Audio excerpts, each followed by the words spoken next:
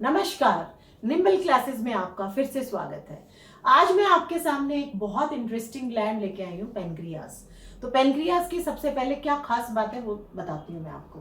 Pancreas एक ऐसा gland है जो मिक्सोक्राइन ग्लैंड है, या जिसको बोलते हैं हेटेरोक्राइन ग्लैंड, या ducted as well as ductless gland, या जो एंडोक्राइन भी है और एक्सोक्राइन भी है। तो पेनक्रियास एक ऐसा ग्लैंड है जो दोनों है, मिक्सोक्राइन ग्लैंड। एक नंबर में बहुत इंपॉर्टेंट क्वेश्चन है, बहुत बार पूछा है, name a mixocrine gland, answer is pancreas. अभी इसका मिक्सोक्राइन ग्लैंड का मतलब क्या हुआ, या कौन सा पार्ट एंडोक्राइन है और उसका कौन सा एक्सोक्राइन है। सो पेनक्रियास के पास एक एक्सोक्राइन पार्ट है जिसको बोलते हैं पेनक्रियाटिक एसिनी। वो उसका एक्सोक्राइन पार्ट है, तो वो एक जूस सिक्रीट करता है जिसका नाम है पेनक्रियाटिक जूस। और उस पेनक्रियाटिक जूस को पेनक्रियाटिक डक्ट, एक डक्ट है जिसका नाम क्या है, पेनक्रियाटिक डक्ट, वो पेनक्रियाटिक डक्ट लेके जाती है कहाँ पे, ड्यूडेनम में। और ड्यूडेनम क्या है, it's a site for complete digestion. ठीक है, तो जहाँ पे कंप्लीट डाइजेशन होता है तो वहां पे उसको लेके जाती है और डाइजेशन में हेल्प करता है। तो ये आपका जो पेनक्रियाटिक जूस है वो एक्सोक्राइन पार्ट है पेनक्रियास का, जो डाइजेशन में हेल्प करता है। सेकेंड है आपका एंडोक्राइन पार्ट। एंडोक्राइन पार्ट में एक special group of hormone secreting cells हैं जिनका नाम है आइलेट्स ऑफ लैंगरहैंस। और उसके पास भी 3 डिफरेंट टाइप्स ऑफ सेल्स हैं। क्या क्या है वो, alpha cell, beta cell and delta cell. वापस, alpha cell, beta cell and delta cell. Alpha cells जो हैं वो सिक्रीट करता है एक हार्मोन जिसका नाम है ग्लूकागॉन। ग्लूकागॉन, GLUC, ग्लूका ए, गॉन GON। ठीक है, कंफ्यूज मत होना, बहुत सारे वर्ड्स हैं वैसे, ग्लाइकोजन, ग्लूकागॉन। कभी कभी मैंने बच्चे देखे हैं ग्लाइकोजन की जगह ग्लूकागॉन लिखाते हैं वो, या ग्लूकागॉन की जगह ग्लाइकोजन लिख देते हैं। सो आप उसको धीरे धीरे ब्रेक करके प्रोनाउंस करो। सो जो अल्फा सेल है वो कौन सा हार्मोन सिक्रीट करता है, ग्लूकागॉन। और जो बीटा सेल है वो कौन सा हार्मोन सिक्रीट करता है, इंसुलिन। और जो डेल्टा सेल है वो कौन सा हार्मोन सिक्रीट करता है, सोमेटोस्टैटिन। तो सोमेटोस्टैटिन तो आपके सिलेबस में नहीं है, हम सिर्फ इंसुलिन और ग्लूकागॉन की बात करेंगे। अब सबसे पहले हम इंसुलिन की बात करते हैं। अब इंसुलिन में 2 चीजें हैं। सबसे पहले कौन सा सेल सिक्रीट करता है, beta cell, very important, 1 mark में। दूसरा, उसका फंक्शन क्या है। अभी इंसुलिन क्या करता है, वो हमारे जो भी ब्लड शुगर लेवल है उसको चेक करता है, वो चेक रखता है उसमें कि अपना ब्लड शुगर लेवल कैसा है, ज्यादा है, कम है, कैसा है। तो वो चेक करता है। और कैसे चेक करता है, 2 तरीके से चेक करता है। जैसे ही मैंने खाना खाया, लेट से खाना खाने के बाद डाइजेशन हुआ, डाइजेशन के बाद एकदम से ब्लड शुगर लेवल बहुत ज्यादा हो जाता है। तो जैसे ही वो ज्यादा होएगा तो एक सिग्नल जाता है पेनक्रियास के पास। तो आइलेट्स ऑफ लैंगरहैंस कौन सा सेल सिक्रीट करेंगे, बीटा सेल। बीटा सेल क्या सिक्रीट करेगा, इंसुलिन। अब इंसुलिन जैसे ही सिक्रीट होएगा, इंसुलिन इस हाई ब्लड ग्लूकोज लेवल को कम कैसे करेगा, 2 तरीके से करेगा। एक तो जितनी भी हमारे बॉडी सेल्स को, बॉडी टिश्यूज को जितना भी ग्लूकोज चाहिए उतना वो यूटिलाइजेशन के लिए एब्जॉर्व कर लेगा। ठीक है, और सब सेल्स को, टिश्यूज को वो दे देगा। और सेकेंड, जो भी हमारा एक्सेस ऑफ ग्लूकोज बचा उसको ग्लाइकोजन में कन्वर्ट करेगा। और वो ग्लाइकोजन को कहाँ स्टोर करेगा, एक्सेस ग्लाइकोजन को, या एक्सेस ऑफ ग्लूकोज जो ग्लाइकोजन में उसने कन्वर्ट कर दिया, जितनी भी हमारी मसल्स हैं और हमारा लिवर है वहां पे वो स्टोर कर देगा।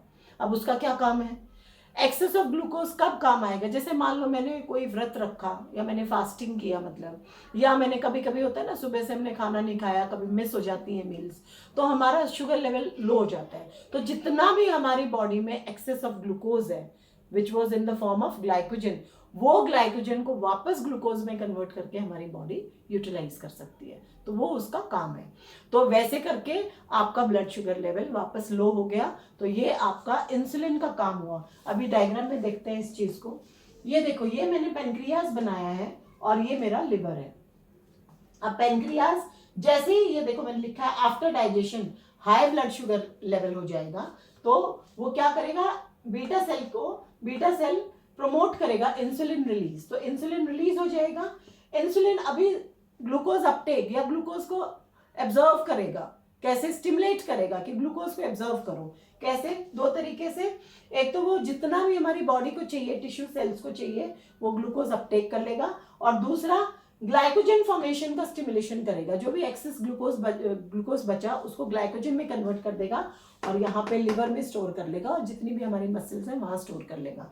तो हमारा ब्लड शुगर लेवल कम आ गया, हाई था वो कम आ गया। तो किसने किया?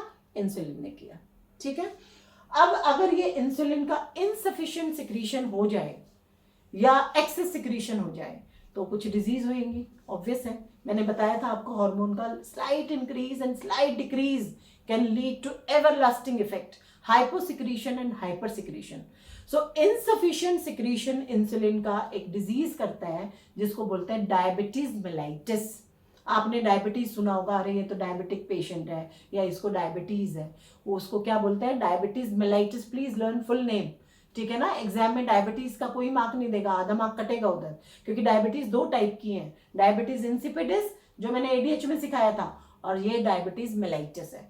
सो वो इनसफिशिएंट सिक्रीशन इंसुलिन का क्या करेगा? Diabetes mellitus. और डायबिटीज मेलाइटिस के 3 सिम्टम है, ज्यादा भूख लगेगी, ज्यादा प्यास लगेगी और ज्यादा हम यूरिन करने जाएंगे। सो ये 3 सिम्टम है उसके, ठीक है, मेन जो सिम्टम है। और मैंने देखा है कि जो डायबिटीज पेशेंट होते हैं ना, वो क्या करते हैं, कभी कभी वो इंसुलिन लेते रहते हैं, अभी उसका कोई इलाज तो है नहीं, you have to take insulin. मैंने बताया था ever lasting long lasting effect होता है इन हार्मोनल डिफिशियंसीज, कम का या ज़्यादा का, ठीक है। तो आपको पूरी ज़िंदगी दवाई लेनी पड़ेगी। तो या तो आप इंसुलिन ओरल लोगे या आपको इंजेक्शन फॉर्म में लेना पड़ेगा। तो जैसे आप इंसुलिन लेते हो तो वैसे तो डॉक्टर एडवाइस करता है कि आपको 3 महीने या 6 महीने के अंदर आपका शुगर लेवल चेक करवाते रहना चाहिए, क्योंकि उसका डोज ना कम ज़्यादा होता रहता है, ठीक है। तो कभी कभी पेशेंट जो डायबिटीज मेलाइटिस वाले होते हैं उनका शुगर लेवल इतना कम हो जाता है, बहुत ज़्यादा कम हो जाता है कि वो कोमा की स्टेट में भी जा सकते हैं। तो इसलिए आपने देखा होगा जो भी डायबिटिक पेशेंट हैं वो चॉकलेट या कोई भी बिस्किट या शुगर कैंडी हमेशा अपने साथ रखते हैं, कि उनको एकदम से वो डिजीनेस लगेगा ना तो वो अपना खा लेते हैं और वो नॉर्मल हो जाते हैं, ठीक है। सो ये हो जाता है उसमें। और इसका जो हाइपोसिक्रीशन है वो हाइपोग्लाइसीमिया करता है। अब लो जब शुगर लेवल हो जाते हैं ना वो भी बहुत डेंजरस है, भयानक हो जाता है उसमें भी। उसमें क्या होता है कि जैसे ही आपका शुगर लेवल लो हुआ, थोड़े टाइम के लिए भी हुआ, you can enter into a state of coma. इतना डेंजरस है वो। तो लो शुगर लेवल भी नहीं होना चाहिए और हाई भी।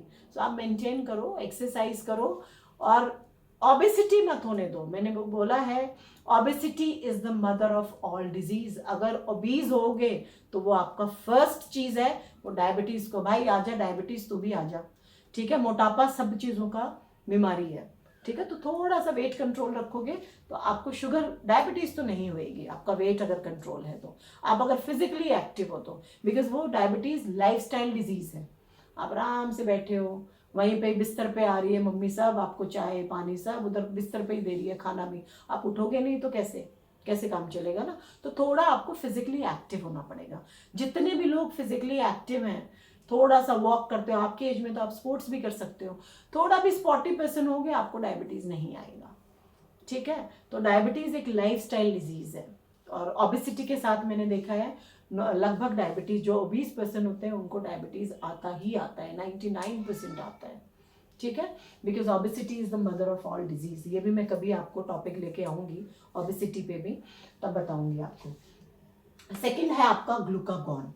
सो ग्लूकागॉन क्या करता है? अब जैसे मैंने बताया था कि जैसे मैंने फास्टिंग किया या मैंने कुछ खाया नहीं सुबह से, मेरा एनर्जी लेवल डाउन हो गया, या मैंने बहुत खाया था लेकिन मैंने बहुत ज़्यादा फिजिकल एक्सरसाइज कर लिया उसके बाद तो मेरा सब ड्रेन आउट हो गया।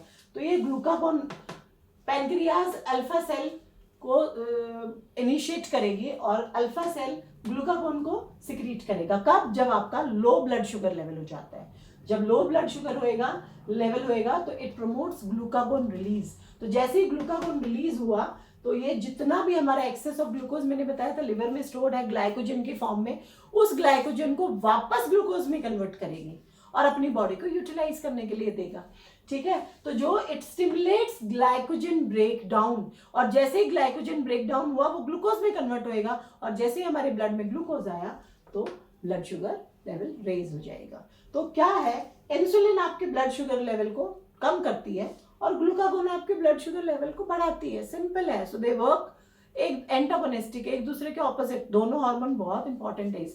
इसलिए balance of hormone is important in our body, ठीक है ना। हार्मोन अगर बैलेंस्ड अमाउंट में रहेंगे तो आपको कोई भी डिजीज नहीं होगी हार्मोनल रिलेटेड, और अगर इम्बैलेंस हो गया तो ये सब डिजीज आती हैं, ठीक है। तो आज के लिए इतना ही है। Let's discuss 1 marker question.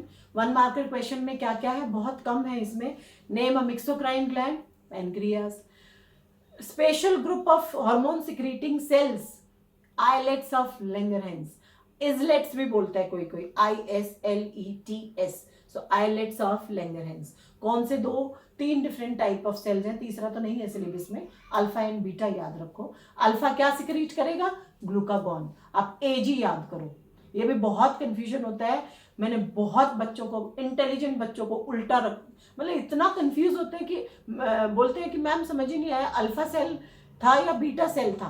तो आप AG OG वो गाना है ना, तो AG याद रखो, अल्फा ग्लूकागॉन ऐसे याद करो। एंड बीटा आपका इंसुलिन सिक्रीट करता है, बहुत इंपॉर्टेंट है ये, ठीक है। फिर बीटा सेल इंसुलिन करेगा। इनसफिशिएंट इंसुलिन की वजह से कौन सी डिजीज होती है, diabetes mellitus, MELLITUS, important spelling भी। सो डायबिटीज मेलाइटिस, फिर उसके सिम्टम्स करो।